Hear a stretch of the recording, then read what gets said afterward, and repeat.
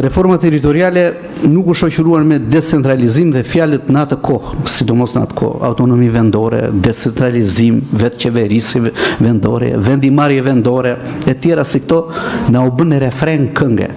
Mirë, po këto ishin fjalë që na mbetën për auditore universitete, shkollash, se erdhën atëre me broshura, me projekte që të shpjegonin të mirat që do të sillte kjo reformë, dhe sidomos të fjalët kyç që sapo përmenda, vetë qeverisje të bukura kështu në dukje. Në fakt u krijuan këto bashkitë e mëdha, po jo automatikisht u krijua autonomia. Përkundrazi dështoi autonomia. Edhe pse Këshilli i Evropës e ka theksuar këtë si mangësi të reformës 2014. Imagjino tani në 2026 këto thellohen të gjitha. Problemi më i madh institucional, përqendrimi i pushtetit në një dorë. Pra në vend të kemi autonomi, decentralizim, këtu përqendrohet pushteti në një dorë. Kemi centralizim.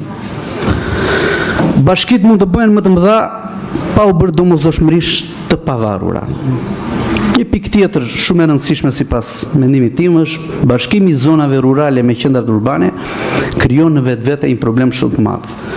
Një bashkim mund të jetë në letër financiarisht e fortë, por territori i saj është shumë i madh, jashtëzakonshëm, dhe qytetari në një fshat të largët dhe ka realisht të pamundur të marrë shërbimin dhe shërbimet më të thjeshta madje. Kjo është paradoksi edhe i reformës, se mund të rrisë efikasitetin administrativ, ndërkohë që mund të rritet distanca midis qytetarit dhe qeverisjes. Problem shumë i madh për mua në këtë reformë është shumë i madh, shpopullimi. Problemi i shpopullimit është shumë i rëndësishëm dhe ekziston një mekanizëm i thjeshtë. Bashki e madhe, qendra administrative më e centralizuar, distancë më e madhe nga periferia, akses dhe vështirësi në shërbime, më pak e jetueshme për qytetarët, emigrim, lëvizje drejt qyteteve, sepse ata nuk marrin shërbime. Reforma e përforcon procesin e shpopullimit dhe nuk e ndalon, e nxit më tutje, më tej. Një administrat mund të jetë efikase siç është më sipër, por qytetarit në një fshat të largët do i duhet 40 apo 60 kilometra për të marrë shërbimin më të vogël. I rriten dhe kostot madje. Për mos të folur pasaj, në 2014 61 bashki, në 2026 propozoni 46 bashki, dhe kjo është një katastrofë për stabilitetin institucional. Unë mendoj që reforma më shumë se territoriale është një kalkulim elektoral.